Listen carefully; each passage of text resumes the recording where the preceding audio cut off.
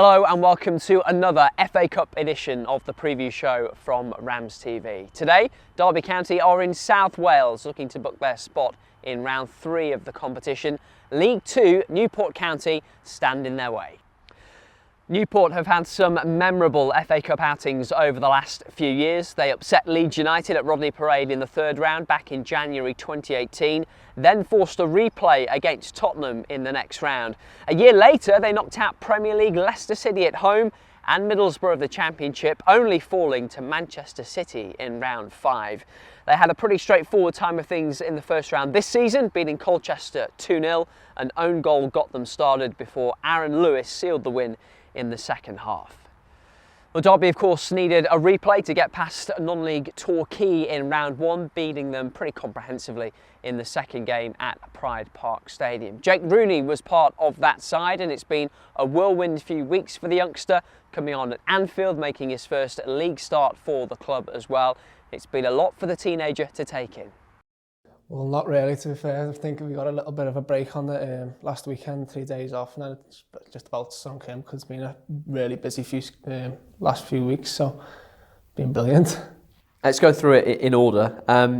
For a Liverpool lad, how special was the Anfield experience? Oh yeah, it was great. I think I had about 4,000 people in the stands, to be fair. No, but it was a special moment, especially being an Evertonian, so it was great to get on. Have you been before? You must at some point, or? I've been to Anfield plenty of times, but I've never actually got to play in a proper game. So yeah, it was class. And how did you go about getting 4,000 people in? Did you get messages for tickets, or? Yeah, well, to be fair, I've got a massive family myself. I've got like 4 younger brothers, and obviously my mum and dad as well. But I've got like me dad's side are all Evertonians and my mum's side are all Liverpoolians, so there was everyone everywhere. I bet that was fun on a Saturday afternoon growing up. Yeah, it was class. We've seen many defeats there at Anfield, so you know. And from there, you go to your first league start a couple of days later at MK Dons. How soon did you find out that you were going to start the game? Well, to be fair, the day before the game, we had a bit of shape, but obviously I don't try not to look into it too much. But I was in and out the starting team, and then it was not until like the afternoon before, the morning before the game, when I found out in like the pre-match meeting that I was in the starting lineup. And did you manage to get family there for that one as well? My dad managed to go. Well, to be fair, I actually told my dad that the chance I could be starting here. So my dad ended up leaving, and he said, "Jake, let me know as soon as you know if you start or not. Because if you're not starting, I'll just turn around because it's a long way." And I've got 4 younger brothers, obviously playing football all around England. So yeah, he managed to tell him that I was starting, and he got up there. How important as your dad and actually the rest of the family, how important have they been to your journey? Yeah, they're massive. Obviously, my mum and dad have been in a big family. They've done so much for us all together, getting us everywhere for over the years. So yeah, they're really big part in me growing up in football. So. What's he like as a football dad, your dad? My dad. Is he always giving you feedback, or does he? Yeah, my dad's really, really honest. He'll tell me if I've played well, he'll tell me if I've played bad, and he just wants the best for me. So yeah, it's good to hear it from him. What was the experience of the debut then, particularly from what must have been a real buzz at Anfield a couple of days before?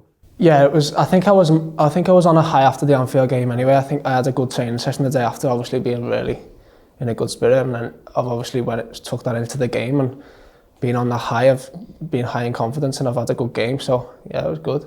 And then you start in the FA Cup against Torquay. You start the next game in the league as well.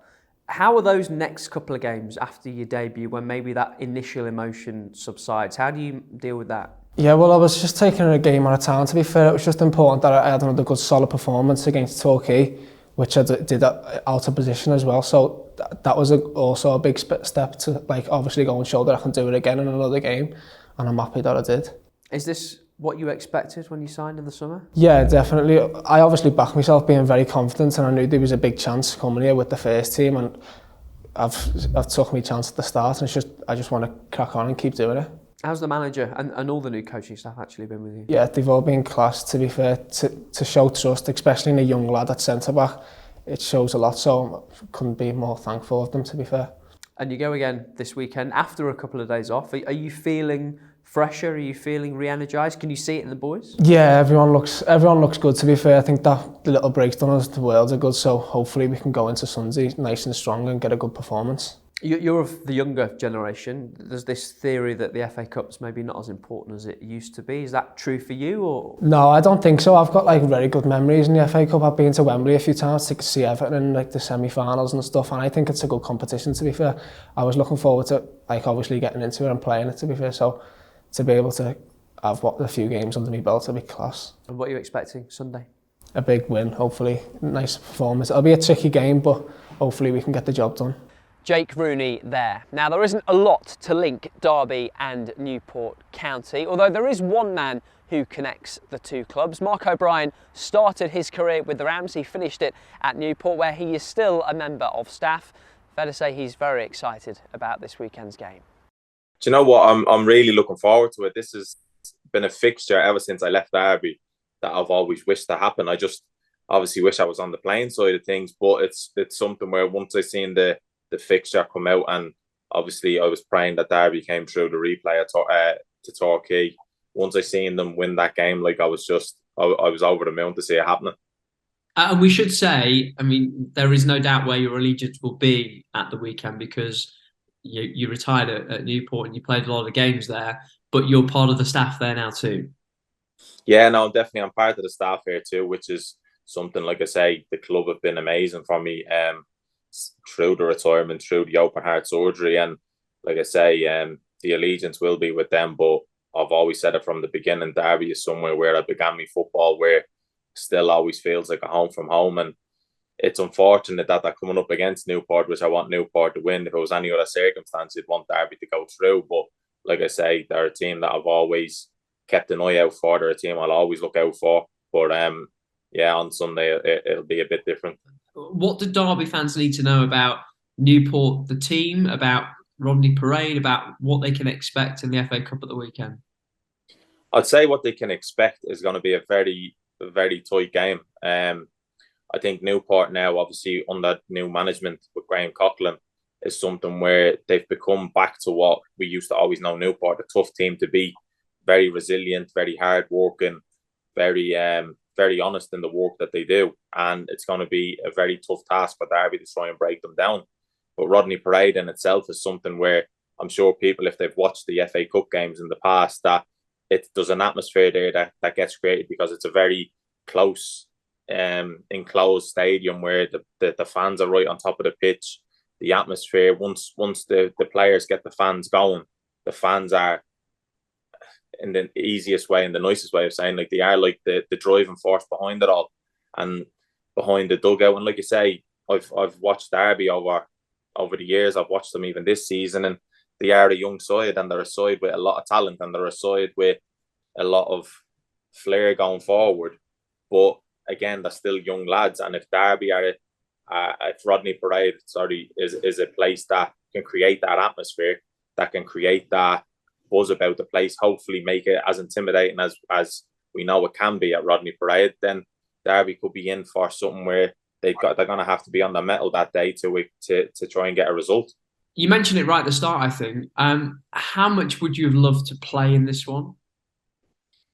This is probably the only part of this week that is probably killing me the most. The fact that I don't get an opportunity to play in it, because I think over past years when we've done so well in the FA Cup, I've always looked out and thought, let's get Derby. I want to play Derby, whether it's Pride Park, Rodney Parade, I want to play Derby. And like I say, sometimes these things don't happen, but to still be involved in football in the position that I'm in now, and to still get to be part of such an occasion like it, I'm actually really looking forward to it. And it's going to mean a lot to me to see the team that I've started my career at, the team that I finished my career at, playing against each other. That, like you say, it's going to be just one of them days that, like, it's going to be special for me. Will you tell the lads in the Newport dressing room, will you say to them, look, do this for me, this means a lot to me today? I'm sure there'll be a lot of that. Like, don't get me wrong, still being part of the change room, there's been a lot of banter flying around of, I wonder who are playing this week. OB, have you got any ideas who are playing this week? And like the whole kind of Derby background. But again, it's something where I think people will know what it means to me. People will know that it means a lot to me. And like I say, I'll want nothing more than to see Newport go through to the third round. As devastated as I'll be for Derby, it's the club that I'm with at the moment with Newport, and like I say, I want to see them succeed as as high and as good as possible as they can. Always lovely to catch up with Mark O'Brien. Now, it isn't just Derby's first visit to this version of Newport County today. It'll also be the head coach Paul Warne's first ever trip to Rodney Parade as well. He and his players feeling refreshed after a couple of well-deserved days off this week. Yeah, excellent, thanks. Had 3 days. Went home, went back to Norfolk for a few days. Lads all done different things. I think Steer's done the best thing, but lads all went off and spent some time with their loved ones, which is great. Came in on Tuesday, they all had to send a photo in, so I had a collage on my meeting on Tuesday morning with them and talked through all the photos of where they were, and some people doing well for themselves, so that was a good crack. So it's just nice to get away. It's a little bit like school holiday. When you have 6 weeks in the school holidays, you're buzzing you've got 6 weeks, but then when you come back, you're pleased to see everyone, and it felt a bit like that because we just lived in each other's pockets. So I think training this week's been really good, really refreshing. I think the lads are just happy to be back on the grass. So yeah, thanks. It was a good break. Are we allowed to know what Steers did? I don't know if he'd want me to tell you, so I'll tell you. He went to Disney, not the Disney in Florida, Paris. It's still impressive. It got a massive woo in the room. So so he came out looking the most. It looked better than the Norfolk coast. That is true.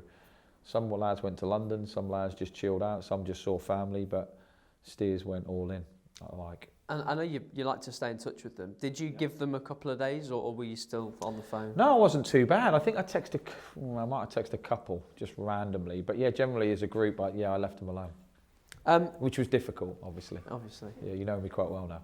You mentioned it there. Was there then, noticeably more energy from them training? Yeah, I think so. Yeah, I honestly think so. And also this week we've actually been allowed to train, not just recover or prepare. You can actually train. So you can do back to play stuff with the strikers. You can do crosses from deep. You can do loads of different things that the normal team prep doesn't allow you to do. So that was what was nice, and the conditions have been really good. So and the lads are training without the pressure of it. Without thinking, oh my God, I can't have any fatigue in my legs. I'm playing in 24 hours or whatever the case may be, or I've got fatigue in my legs. They can just train like they're kids, which is always a nice way to be when you're a footballer.